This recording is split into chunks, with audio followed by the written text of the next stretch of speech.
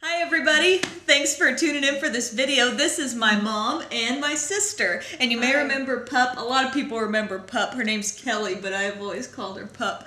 And she did a video with me once before and talked about Pup's blog a little bit in some of my blogs and videos and stuff. And this is my mom, Jackie. Hi. And this is Mom's debut on Beauty Broadcast. Yay! So, and what brought this all up was I've gotten a lot of questions recently about makeup on aging skin and how to counteract certain little problem areas. And I'm in my 20s. I'm 25. I'm 40. 63. She says with a smile.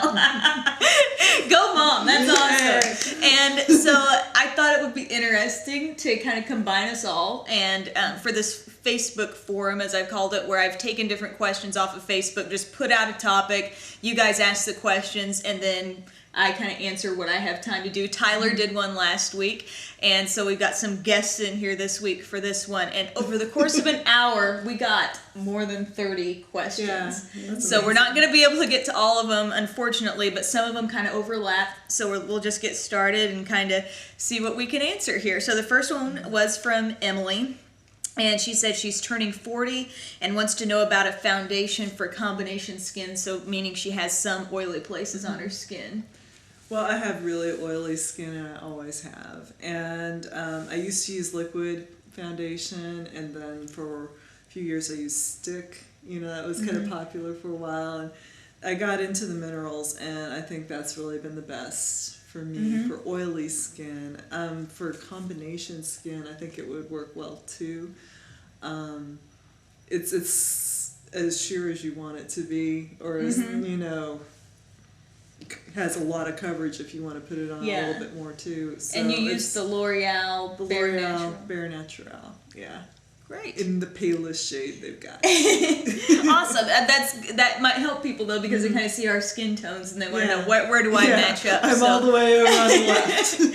And so great. There's a great question there. Another one here from Paulina, and she says, and this one was a multiple time question here. Concealer to get rid of circles, but also people are thinking about the fine lines and wrinkles under their eyes. How do you get rid of the circle, put the makeup on, but not enhance the wrinkles underneath there? And Mom, you kind of have had that little strategy for that, right?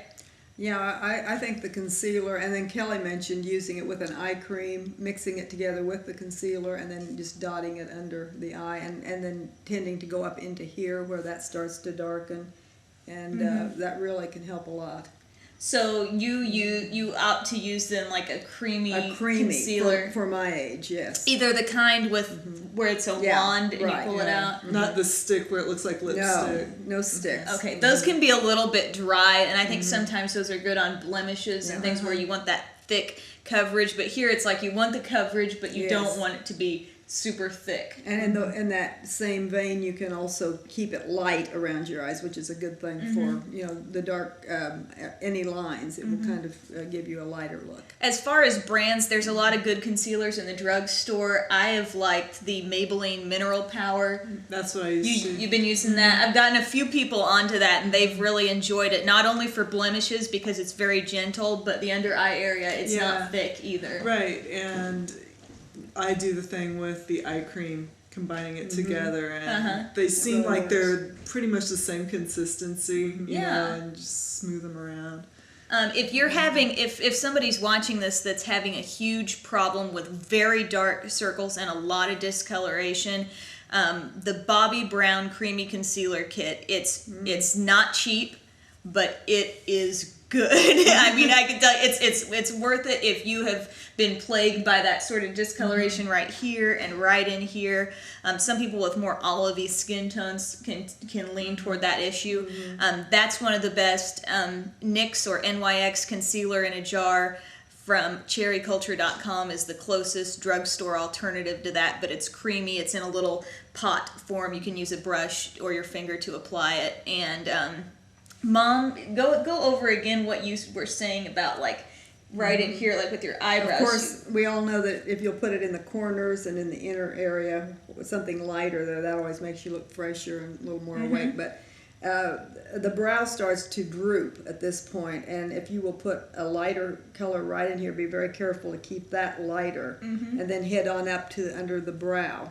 That gives you kind of a lift there. And so then, kind of that following yes. that old principle of, I guess, highlighting, Right. using a light shadow kind of under your eye. And then I've been using it on the lid too, and then just a slight darkness at the corners, not heading out into the wrinkled area, Okay. but keeping it away from that. And that seems to do as really much as I can. Okay. I guess. Next question is from Nikki. She is 20 or in her 20s. She wanted to know when is a good time to start using the anti-aging creams. And we were discussing this a little bit beforehand. And, you know, everybody's got a different skin type and a different skin problem. And sometimes the anti-aging creams are a little strong and can be a little too rich for certain skin types. So, I mean, what do you guys think about this? She's 20.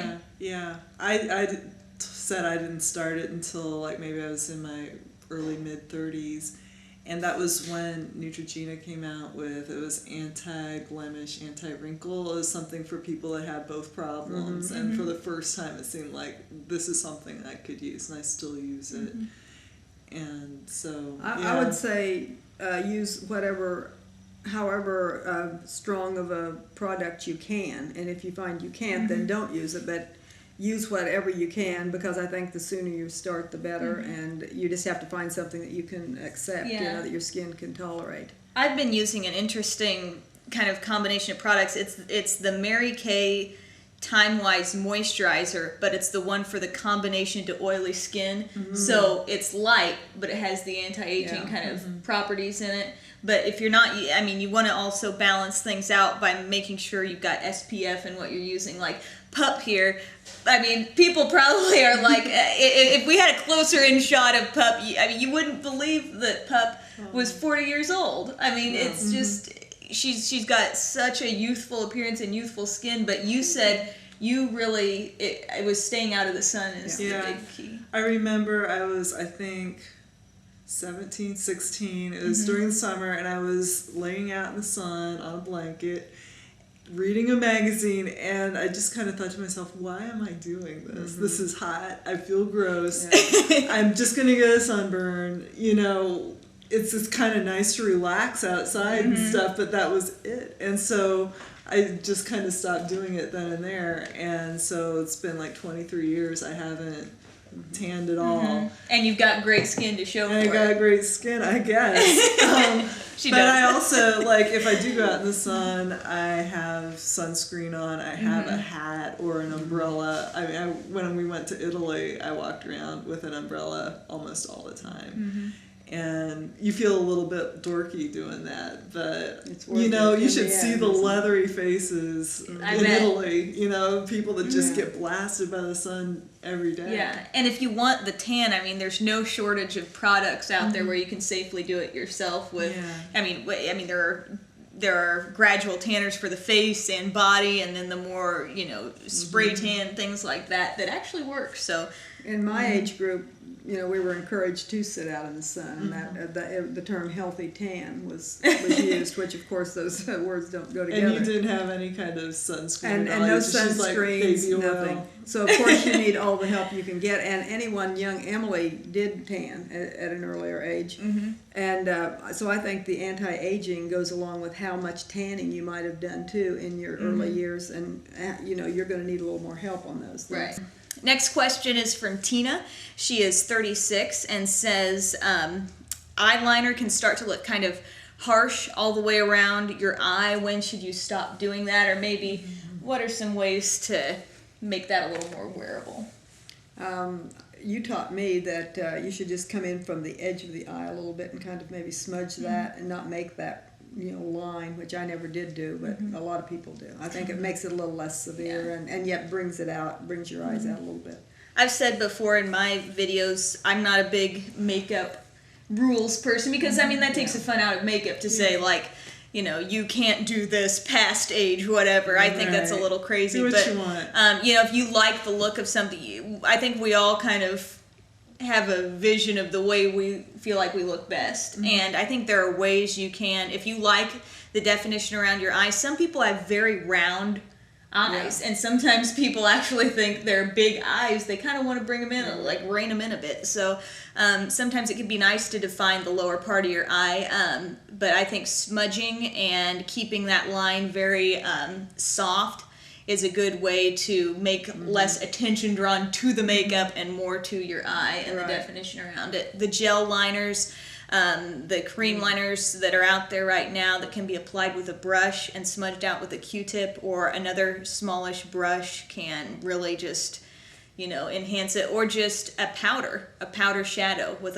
an angled liner brush, just kind of dot it under there a little bit, and blending and smudging can kind of make things work. Yeah, I mean, I used to line my under eye in the 80s. You know, I was in high school, I used to go all the way around with black. And to me, it just reminds me of the 80s. You know, it's like a dated look on me, I feel. I mean, you look gorgeous with what I you usually do, go all the way. but I just kind of stay on the top if I do it at all, and just kind of rely on mascara to. But your you know, skin's a fill lot in lighter there. than hers, and maybe Yeah. you're seeing, you know, just this real contrast that maybe she doesn't bring to it quite so much. Next couple of questions are from Angela. She's 24 years old, and Stephanie is 21, and both of them had wondered how to look more mature. They say they have sort of a young look, I guess, and they say they mistake them for being a younger age than they actually are. So some ways to maybe not look old, so to speak, but to look a little more finished, maybe, or polished. Yeah. Maybe go with more of a matte idea than a glittery, shimmery thing. You know, I think if you see glitter on your eyelids or real, you know, sparkly lip gloss, that can kind of make you think junior high or high school or college. You know, I think I don't know what else she's doing right now. I agree with that. Maybe she's just cursed to look young. Play down, just play not down, so bad. play Could down be the worse. trendy things. Just don't go into the trendy things quite so much. You just get more classic with the way you would look. I think one simple way to try it is, I know when people first start using makeup, sometimes it's like the really light kind of frosty lip glosses maybe that you start off with, not a darker tone. And maybe a darker tone will just kind of make things, I think your face always looks a little more polished when your lips have just a little bit of color to them, a little more than you're used to. So maybe just a little darker lipstick would help. When you use that darker lipstick, I think you really need a gloss to keep that from. I think your lips tend to sink in. Get a sunken look with a darker look, and this kind of brings them out, makes them look more youthful. So you need to always keep a gloss on the really deeply colored lipsticks. But not full of glitter and sparkles. Not Right. glitter and sparkles. Another thing too, if you have sometimes people with round faces tend to get the maybe a younger appearance to them, and so contouring there can help a little bit too. Just a matte bronzer or a deeper blush, a little bit in the cheekbone area right in there can give your face a little more sculpted look maybe, and not quite the round with the, you know, cheeks and stuff. Question is from Coralie. She's in her 50s, and she wants to know what the best eyeshadows are if you have, considering that you may have lines or lack of tautness in the eyebrow area, she says. So, Mom? Well, like I said, I think you need to use quite a bit of light colors above and even on the lid, and then to go up just in the crease and give just a little darkness there, but never bring it out like I used to into the wrinkly area on the edges, because all that does is just settle in there and just define it. So you want to keep things as light as you can, and then add just a little definition there, and that's really about the best. We were messing with with some stuff when you were down last time. I think everybody kind of has a little natural discoloration to their eyelid, especially as the skin thins a little bit. You're seeing more maybe bluish or even reddish tones underneath. So sometimes just taking a light matte colored shadow and we put that on your eyelid, and I noticed a difference right away just with the awakeness. And remember, light colors are going to grab the light and bring things out. Dark colors are going to make them recede a little bit more. Mom, what she would do is put some of the light shade there, maybe a little bit of a medium to dark darker shade. Matte again, sparkle just brings out the lines, but in the crease, she's got a liner that is a liquid liner, right? That's what I use. Yeah. Along the top upper But lash line. I would mascara. suggest that that's not a really good idea as your lids get a little more wrinkly, because they will settle down onto that liner.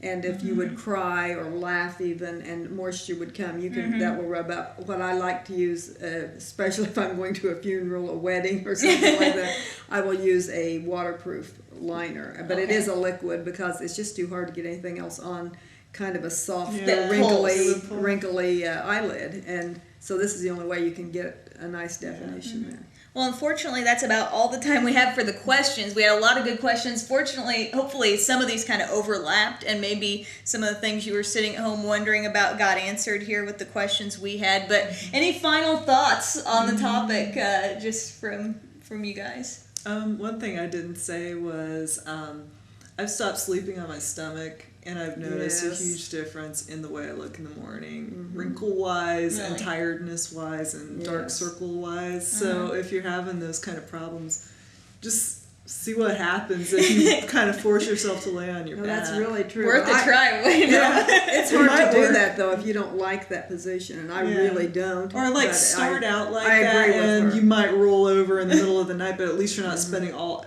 8 hours, whatever it is, crunching your face on the pillow. Yeah, well, I might just end it. I was trained as a cosmetologist back in the 60s, and it's just amazing what my daughter here has learned over, We're so proud of her. and the new things that have come out since then. We had very basic knowledge of makeup and hair and the whole business, but she is really now teaching us, things that she's picked up. And how about that kid in Elle magazine? That's awesome. We were shopping today and we saw it there. It was really cool. I could do. Thank you for doing this video with me. This is really cool. I haven't seen anything like this before on YouTube in the beauty community. So maybe we'll try this again sometime. Answer another batch of questions. But that's all for today. Bye, guys. Thanks for watching. Thank you.